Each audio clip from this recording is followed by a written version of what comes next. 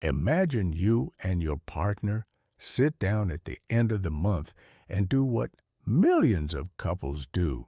You split everything right down the middle.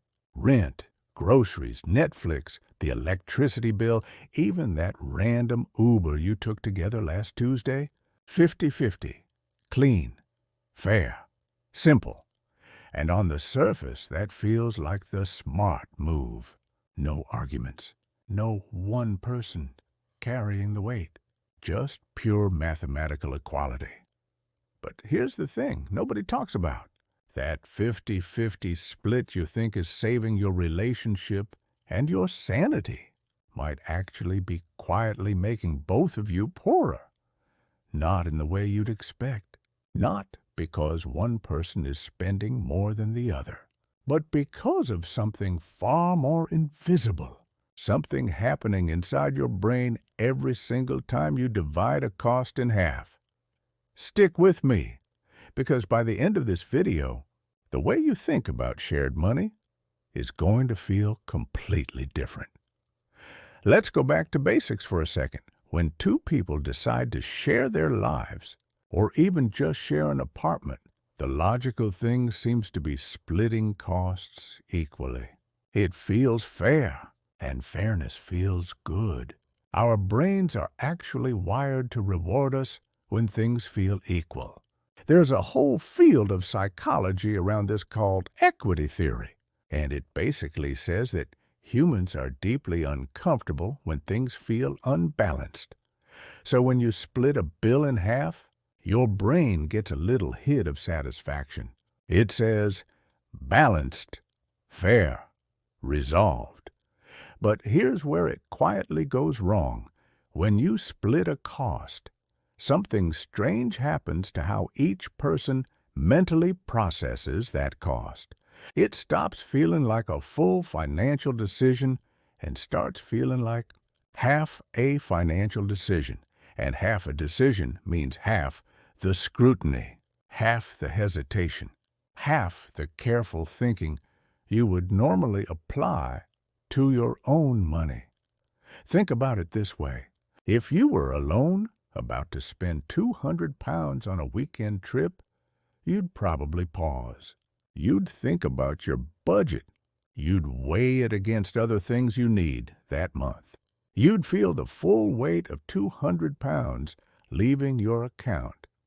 But if someone says, hey, let's go on a weekend trip, we'll split it, only $100 each.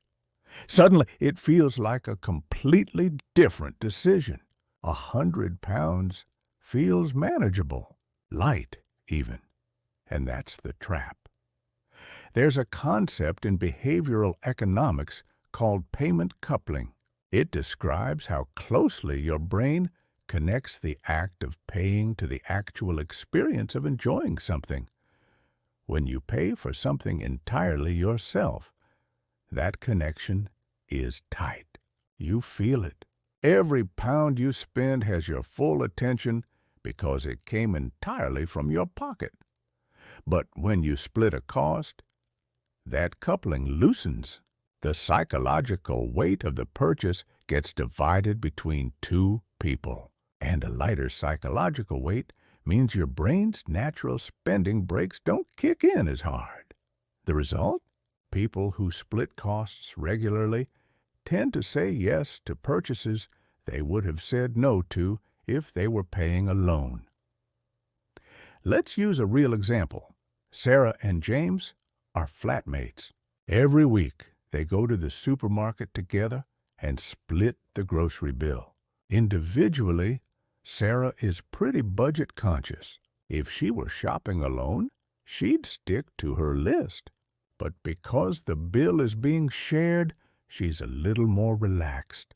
She throws in the fancy olive oil, the name brand cereal, the extra bottle of wine for the weekend. James does the same thing. Neither of them thinks they're overspending. They each only see their half of the bill. But together, they've created a dynamic where both of them are consistently spending more than they would have on their own. And neither of them notices, because Individually, each expense looks reasonable. This is called the shared cost bias, and it quietly inflates spending in households, relationships, and even business partnerships all the time. Now here's where it gets even more interesting. Splitting costs doesn't just affect how much you spend. It affects how much you save. And this is where the real long-term wealth impact starts to show up. Think about this scenario. Two people each earn £2,000 a month. They decide to split a flat that costs £1,200 a month in rent, so $600 each. Totally reasonable. They also split food, utilities, subscriptions, and occasional dinners out. Everything gets halved. And because everything feels cheaper when it's halved, they both find themselves living a lifestyle they couldn't individually afford. Nicer restaurants, a bigger flat than either would rent alone, premium subscriptions they keep because, hey, it's only half price. The problem is the lifestyle they're funding together has quietly expanded to fill the comfort that splitting provides. And because nothing feels expensive, neither person is urgently motivated to save, invest, or build any kind of financial cushion. Psychologists call this lifestyle creep by proxy. You're not technically overspending on any single item, but the total sum of your shared lifestyle is quietly pulling both of you away from building real wealth. There's actually a fascinating study that looked at how couples who pool all their money versus couples who split expenses perform financially over time. The couples who pooled resources and made financial decisions together from one shared pot tended to save more, spend more intentionally, and build wealth faster. Why? Because when money is pooled, every spending decision carries the full weight of the combined household budget. Nothing feels like a discount. Nothing gets the "it's only half" mental shortcut. Every choice is made with full visibility. But when expenses are split, each person is only ever seeing and feeling half the financial picture. And when you only see half the picture, it's almost impossible to make fully informed decisions. Here's the deeper truth about money that most people never learn. Wealth isn't built by earning more. It's built by making every pound feel real. The wealthiest people in the world, the ones who built it themselves rather than inherited it, share one unusual trait. They are acutely, almost uncomfortably aware of where their money goes. Every purchase has weight. Every decision is made with full information. That's not because they're cheap. It's because they've never let their brain disconnect from their money. When you split costs habitually, you're training your brain to feel half responsible for your financial life. And a brain that feels half responsible will only give half the attention, half the discipline, and half the intentionality to building wealth. And there's a second psychological layer here that's worth understanding. When you always split costs, you also lose a very powerful emotional tool called spending pain. Spending pain sounds bad, but it's actually one of the most useful financial experiences you can have. It's the discomfort you feel when you pay for something. That discomfort is what naturally limits overspending. It's your brain's built-in budget. Every time you split a bill, you're cutting that spending pain in half. And the less spending pain you feel, the easier it becomes to say yes to things you don't actually need. This is actually why cash spending tends to lead to less overspending than card payments. Physical cash makes the payment feel real. It creates spending pain. cards, contactless, buy now, pay later, they all reduce spending pain, which is exactly why companies love them. Splitting bills works the same way. It's financial anesthetic. It numbs the part of your brain that's supposed to protect you. So, what do you actually do with this?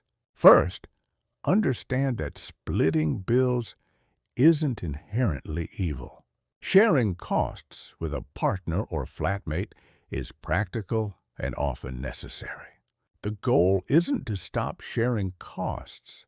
The goal is to stop letting the act of splitting become a psychological blind spot. Here's the shift that changes everything.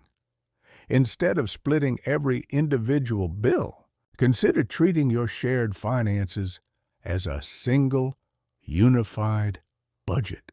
Whether that's a joint account, a shared spreadsheet, or a monthly household budget, you both sit down and review together. The key is that both people see the full number, not your half, the full number. When you see that your shared monthly spending is £3,000 instead of just your $1,500, your brain starts making decisions with full information. Suddenly, that upgrade to the premium streaming bundle doesn't feel like £6. It feels like what it is, a recurring cost sitting inside a real, visible, limited budget. Second, have an honest conversation with yourself or with your partner about lifestyle creep. Ask, are we living a lifestyle right now that we're only comfortable with because costs are being shared? And if we were each managing this individually, would we still choose this? That question alone can reveal a lot. Third, remember that the goal of saving money on individual bills is not the same as the goal of building wealth. Splitting a restaurant bill saves you money tonight. But if splitting bills is quietly allowing you to live beyond what either of you would choose alone, then the saving is an illusion. You're not saving. You're just spreading the cost of overspending across two people. Real wealth building requires full financial awareness. It requires that you feel the weight of your money, not just the weight of your half. Here's the thought I want to leave you with. Money is one of the only areas in life where we consistently try to make things feel smaller than they are. We split bills, we use cards instead of cash, we subscribe instead of pay outright, we buy now and pay later.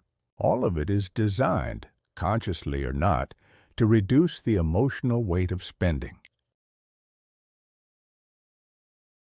And the less weight spending has, the less seriously we take the choices that, over a lifetime, will determine whether we build wealth or simply pay for a comfortable lifestyle we can never quite afford.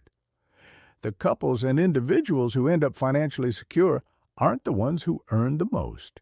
They're the ones who kept their eyes fully open, who made every financial decision with full information, who never let a clever mental shortcut talk them into ignoring what their money was actually doing.